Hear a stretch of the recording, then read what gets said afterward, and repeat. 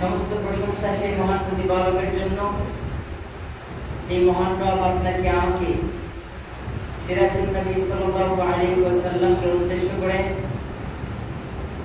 Canal কেন্দ্রীয় জামে মসজিদে সংক্ষিপ্ত সেমিনারে বাংলাদেশা আমাদের সবাইকে আবার জড়সড় করে বসে আলোচনায় সামিল করলেন। এজন্য শুকরিয়া জ্ঞাপন করছি, আলহামদুলিল্লাহ।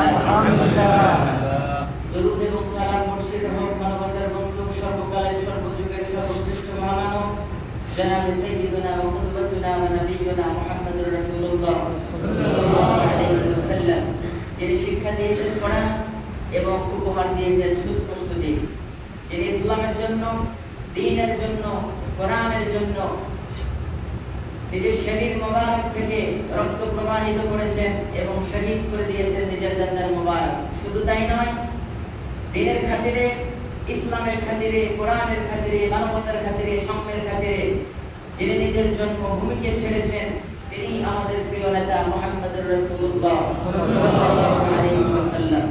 পৃথিবীর বুকে এমন একটা শব্দ, যে শব্দ কেউ যদি একটা বার উচ্চারণ করে, আল্লাহ তাআলা ওই বান্দার জীবনের 10টা গুনাহ মাফ করে, আমলনামায় 10টা নেকি যুক্ত করে এবং 10টা রহমত আল্লাহ তাআলা এই বান্দার উপর বর্ষণ করে দিলে বলে সুবহানাল্লাহ। এজন্য হৃদয় নিংড়ানো ভালোবাসা নিয়ে মন প্রাণ উজাড় করে দিয়ে সকলে মহব্বতে পড়ছি সাল্লাল্লাহু আলাইহি ওয়াসাল্লাম। মুহতারাম হাজিরিন, আলোচনার কোন বিষয়, আলোচনার পূর্বে আমি আপনাদেরকে সংক্ষিপ্ত একটা কথা বলে যাই। সেটা হচ্ছে, এখন দেখা যায় আলোচনা মানে আমরা মনে করি হুজুররা রাজনীতির কথা বলে। আলোচনা মানে কি? রাজনীতির কথা বলে। একটা জিনিস খেয়াল করবেন, যেই হুজুর আপনার বাড়িতে দাওয়াত খায়, আপনি দাওয়াত দেন, আপনাকে টাকা দেয় না, পয়সা দেয় না, আপনি তাকে দাওয়াত দেন, সে আপনার বাড়িতে যায়, আপনার বাবার নামে দোয়া করতে গিয়ে নিজের বাবা মার নামে দোয়া করে, 14 গোষ্ঠীর নামে দোয়া করে, পেট ভরে খায়, খাওয়ার পরে আসার সময় আবার আপনি 500-1000 টাকা হাদিয়া দেন। যেই হুজুর নিজের কোনো খরচ নাই, নিজের কোনো কষ্ট নাই, আপনি দাওয়াত দেন, আপনার বাড়িতে খায়, নিজের বাপ দাদার নামে দোয়া করে এবং আসার সময় হাদিয়া নিয়ে আসে, ওই চালাক হুজুররা কখনো ওই রাজনীতি করবে না যে রাজনীতি করলে ঠকা হবে।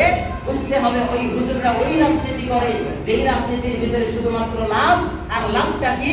ওই জান্নাত। অর্থাৎ রাজনীতির পরিবর্তে আল্লাহ তাআলা তাকে সম্মানের সাথে আল্লাহ তাআলা তাকে জান্নাত দান করবে। সুবহানাল্লাহ। তাহলে হুজুররা কি চালাক নাকি বোকা?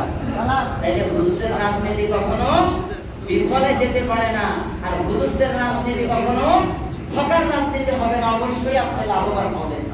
এখন দেখা যায় রাজনীতি